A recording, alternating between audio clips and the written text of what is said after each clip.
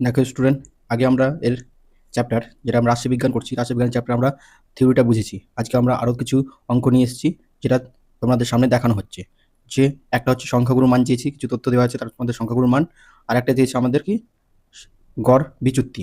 তা আমরা এগুলোর সূত্র আমরা আগেই দেখেছি। আমরা এগুলো কীভাবে বের করতে পারি সেটা আমরা এখন দেখাবো আবার। তো দেখো অঙ্কটা ভালো মতো একটু দেখে নাও, আমরা পরবর্তী স্টেপে যাচ্ছি। দেখো কিভাবে করি আমি। প্রথমে আমরা যাই সংখ্যাগুরুর মান। তো সংখ্যাগুরুর মান হতে সংখ্যাগুলোকে আগে ভালো মতো লিখে নিই। কী কী সংখ্যা আছে দেখো। প্রথমে আছে 66, 66 দুটো আছে।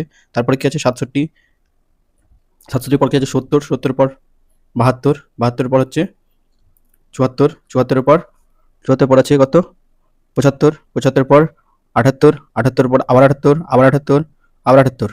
তো টোটাল 4টা 78 আছে। 78 পর 83, 83 পর হচ্ছে 85, 85 পর 86, 87। এতগুলো নাম্বার আছে। তো আমরা জানবো কি সংখ্যাগুরু মান। তো আমরা আগে জেনেছি সংখ্যাগুরু মানে হচ্ছে কি সংখ্যাগুরুর মান অথবা প্রচুরক। সংখ্যাগুরুর মান মানে হচ্ছে প্রচুরক। তো প্রচুরক আমরা শব্দটা জেনেছি। প্রচুরক মানে যে একটা শ্রেণীর মধ্যে যে সংখ্যাটা সবচেয়ে বেশি থাকবে সেটা হবে প্রচুরক। তো সংখ্যার মধ্যে কি বেশি আছে দেখো, সবচেয়ে বেশি আমরা দেখতে পাচ্ছি চোখের মধ্যে, সেটা হচ্ছে 78। 78 সবচেয়ে বেশি আছে, তাহলে অ্যান্সার কি হবে এটার 78। পরের কোশ্চেনটা আমরা দেখি, পরের কোশ্চেনটা কি হবে। তো পরের কোশ্চেন দেখো, একটা চেয়েছি আমরা কি গড়, গড় থেকে গড় বিচ্যুতি আমরা চেয়েছি। তো এখান থেকে গড় বিচ্যুতি বের করতে সংখ্যাগুলো আমাকে আগে বের করতে হবে কি গড়। গড় কত হবে দেখি। তো গড়গুলো হচ্ছে মোট সংখ্যার যোগফল, তার কতগুলো সংখ্যা আছে তা দিয়ে ভাগ করতে হবে। তো মোট সংখ্যা বসালাম, মোট সংখ্যা কি পাচ্ছি সেটা আমি যোগ করে বসাচ্ছি।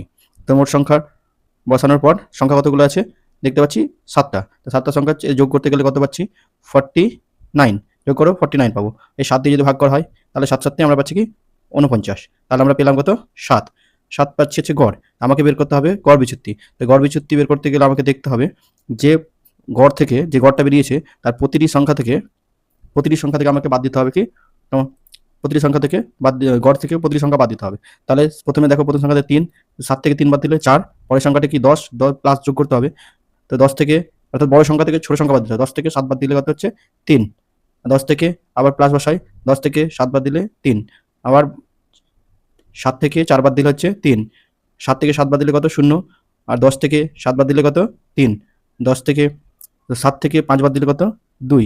তাহলে এটার যোগফল পাবো, যোগফল কত হচ্ছে, আর নিচে পাবো কত কটার সংখ্যা আছে 7, তা 7 বসালাম। তাহলে মোট যোগফল কত, এই যোগফল যদি যোগ করা হয় তাহলে আমরা পাচ্ছি কত দেখো, তিনটে 4টা আছে 3, 3 4 12, 12 আর 4 হচ্ছে 16, 16 দিয়ে 18। যোগফল কত পেলাম 18, আর নিচে কত পাচ্ছি 7। তাহলে এর অ্যান্সার হচ্ছে কত, অ্যান্সার কি পেলাম 18/7। তার অ্যান্সার কত ডি, অপশন নাম্বার ডি হচ্ছে এর অ্যান্সার।